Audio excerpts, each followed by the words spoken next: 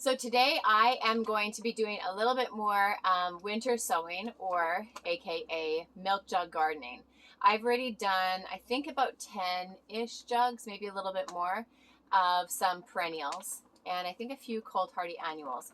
But I've got a long list of things that can be put in soil and put out into the snow right now that will take advantage of this cold environment and get a jump start on the season. I will share with you exactly how to milk jug garden regardless of the zone that you're in, what you can grow in a milk jug or other semi-clear to clear vessel. I'll show you what I'm sowing in our milk jugs, and I'll show you some of the stuff that I've already sown in milk jugs. So when we grow seeds in a milk jug, we are basically doing what nature would naturally do to perennial seeds, to cold hardy seeds, and we are compressing it into a short period of time, and we are also ensuring their survival.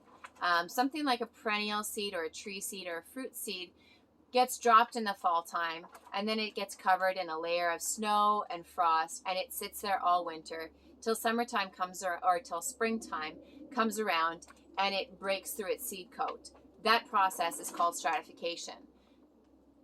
When we leave those seeds out there, though, they can potentially get washed away by the snow melt. They can get blown away by wind. They can get eaten by little critters. They might not be able to make contact with the soil, or the soil could be too moist, or they could get buried in the soil, therefore never making it to germination. We are going to do what we would naturally want to see to do out in nature, and we're going to do it in a milk jug. And the great thing about a milk jug is we can really regulate all of their needs and ensure their success. But it also lets us get our hands dirty when there's still snow on the ground. We get to garden a little. And we're using the cold and the snow to our advantage. We're putting the milk jugs out there when it's cold with the snow. The snow acts as an insulator, and it also acts as a water source. And the cold is what stratifies those seeds. So it gets them nice and cold, and then when the sun comes out and is out to stay, those seeds will break through that shell coat. The other awesome thing about milk jug gardening is whatever we sow outside is already cold hardy. There is no hardening off. So whether it's a cabbage or echinacea or a tree seed, we don't need to slowly start putting it outside day after day, slowly getting it exposed to the climate, because it already is. So once that transplant is ready to go into our garden, we can put it into the garden and know it's going to be a-okay. So what can you sow in this milk jug when there's snow on the ground? You can sow brassicas. You can sow cold hardy herbs like oregano, thyme, sage. You can sow cold hardy annuals like zinnias, calendula, poppies, although poppies don't always transplant well, so you got to keep that in mind. Sweet peas are another one. Cosmos, if I haven't already mentioned it, and anything that is perennial to your environment. So if a package says direct sow in cold, direct sow, stratification, scarification, if it's a fruit seed or a nut seed or a vegetable seed that is perennial to your area, it can be done in a milk jug. So you're going to need milk jugs or trays of some sort that have a top on them that is clear to semi-clear. These are rotisserie trays. Milk jugs, you can also use like seeding trays that have a clear dome over them. Basically any vessel that has a clear to semi-clear lid that you can put drainage into will work. This giant bag of milk jugs I pick up every 2 to 3 days from a local restaurant. If you don't drink milk or have access to some of these things, reach out on your local marketplace. That's all I did. I just put a shout out on our local buy and sell page asking people to save their milk jugs and send me a message. And people would toss them in a bag and leave them out on their front stoop, and I would come around and pick them up. So not only am I reusing something, I'm saving something from going to the landfill. The other cool thing about using milk jugs or the other trays is that you can reuse them year after year. And if you have too many milk jugs and not enough winter sowing, You can always cut the bottom off and then use this as a cloche on tender annuals. You can use a device that people use for wood burning tools and you can burn drainage holes. I just use a knife and I stab it. Just be careful not to stab yourself. You just need to make some holes so you have drainage in them. So, drainage holes done. Now you're going to get a pair of scissors and cut all the way around. You want to be careful to not cut your handle, so you want to cut up to it on one side and then cut up to it on the other side so that you have a hinge. Once you have your milk jug all cut out and your drainage holes, always do your drainage holes before you cut it open.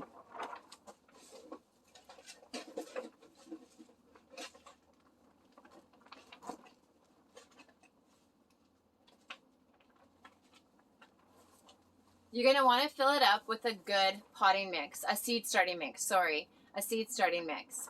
And my seed starting mix is a blend of growers' bales. It's professional growers' bales. You can get it at most greenhouses or even like Canadian Tire's Rona. It comes in a giant bale. I amend mine with worm castings, some compost, and a little bit of fertilizer. When you are milk jug sowing or winter sowing, you want to make sure that you give a little bit of nutrient to your soil, whether that be compost, worm castings, or like a low 4-4-4 fertilizer, as your plants can't get the nutrients that they need, that they would naturally get in the soil, or if you were indoor planting them and you were giving them like a fertilizer treatment. So I always make sure that my soil is amended with just a little bit of worm castings or compost. So I have all of these lovely fruit tree seeds from Incredible Seed that I am going to sow. And they are all tree seeds, they're all perennials, so they need to be stratified. And they are going to get stratified by being buried in the snow and having below 0 temps at night. So we'll start off with the American plum.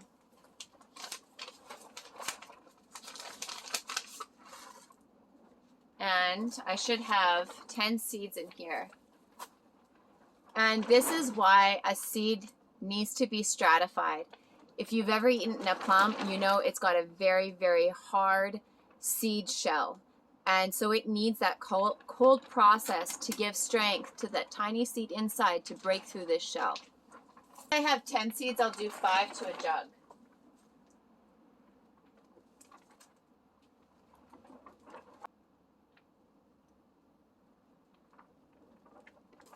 So these plum seeds may not have been the best one for our experiment.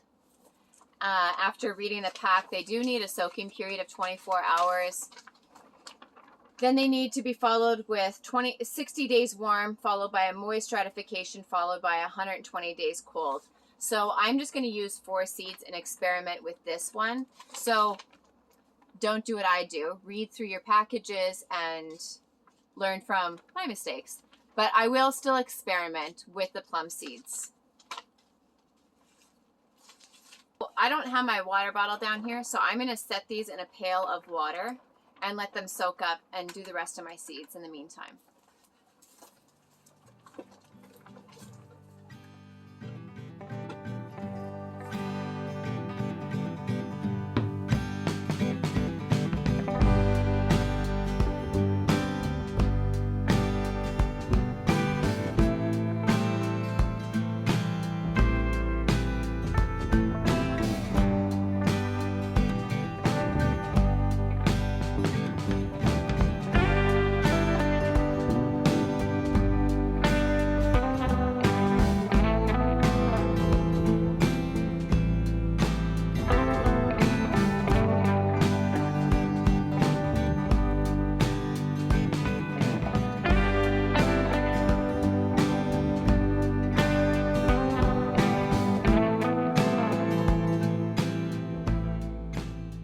I'm going to be using my journal, some duct tape on the outside, and a marker to write down, to keep track of what plants go into where. So these are maple seeds and they're quite big, and they require a soaking followed by 120 days cold stratification. So normally what that is fall time. It's a deep heavy rain and then they go into a deep freeze. And most people, when they stratify seeds, they put them in a fridge.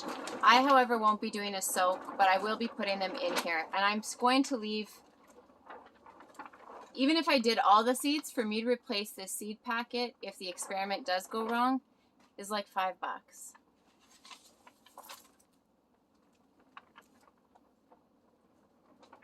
So here's my tag, sugar maple. I wrote 6 because I put six seeds in the jug. Next, you're going to take your jug and tape it shut. Oh, all my flowers are.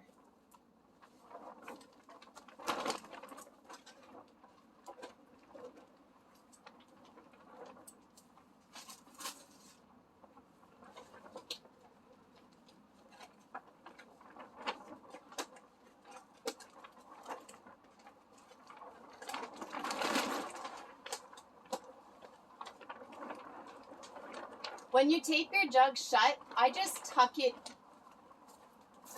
inside the jug a bit, the top inside.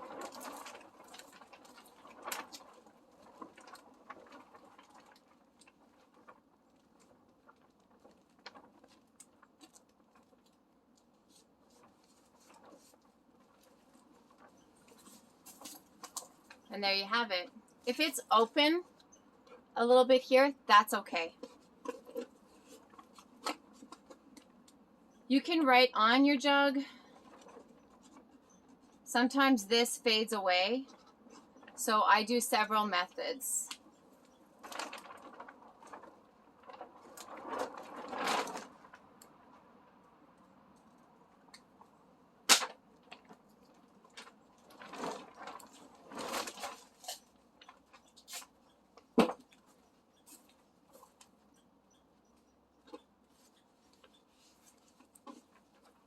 And here's my finished jug. You want to make sure that your lid is off, and then this is ready to go outside into the snow.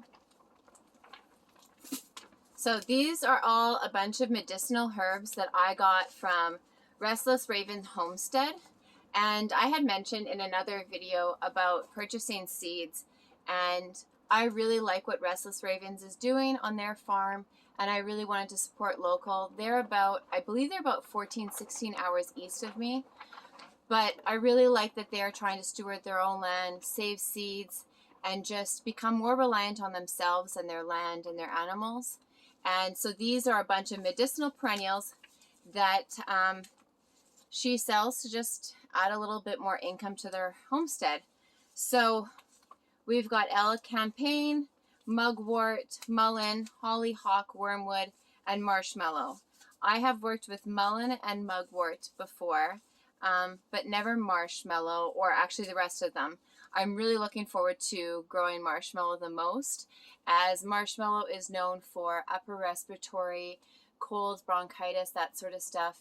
You work with the root, and it's a very mucilaginous, I think I said that right. It has mucilaginous properties that help soothe your upper respiratory tract, and helps calm coughs and just soothe inflammation and stuff. So this is a really great herb to have in your medicine cabinet with everything that's been going on. I wasn't able to access it last year, so I was this year, and I'm very happy to know that this plant has been grown in a climate similar to ours and overwintered in a climate almost identical to ours. So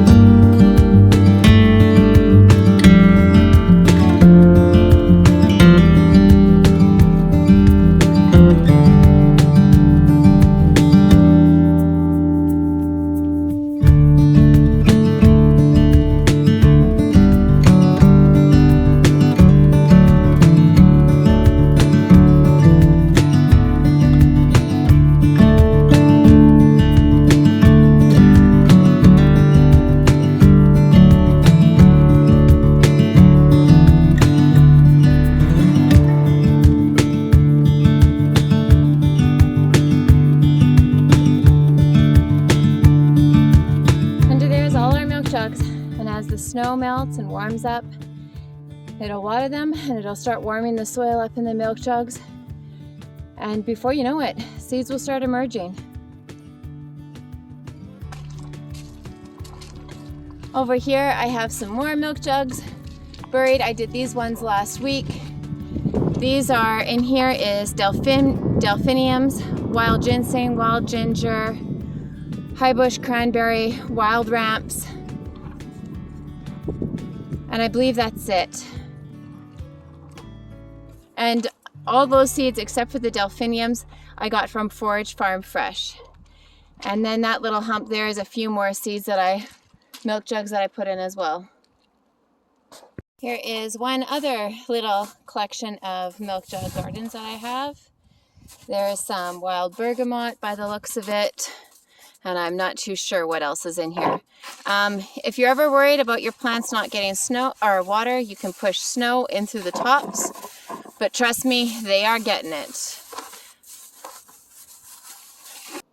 Here's a jug of calendula that I just took out, and I'm just putting some snow in it to make sure that it's watered enough.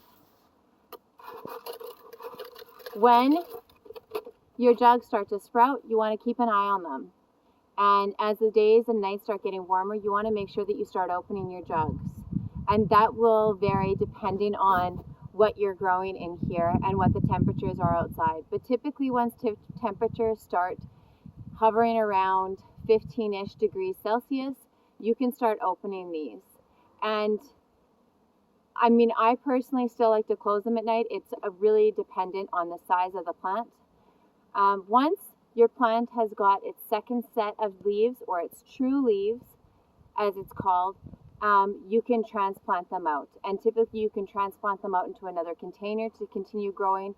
Or if your garden is ready for it, you can plant them out in your garden. When it comes to putting your jugs out, you want to make sure that your jugs are out on an area where they would get full sun. So preferably a south-facing side. And you can bury them in the snow. You want to make sure that the lids are off and that they're well labeled, and you're good to go. I've had lots of success with milk jugs. I've also had some failures. When we used to live at our old place, I often did greens. You can do some greens in milk jugs, and you can start off brassicas in milk jugs as well. I also grew some herbs in milk jugs. This is a great way to not spend money on all of those plastic trays that are out there. It's great to pull something out of a recycling bin. Another jug that I just thought of that you can use is also pop bottles. So it's even fun if you only have like a 1 liter or a single, like a small pop bottle. Your kids can start something. So I really hope you enjoyed this milk jug gardening how-to, and I hope that you got something out of it. If you've ever milk jug gardened or winter sown, I would love to hear about it. Please share it in the comments, and if you have any questions, you can also leave those there too. Thanks so much for being here.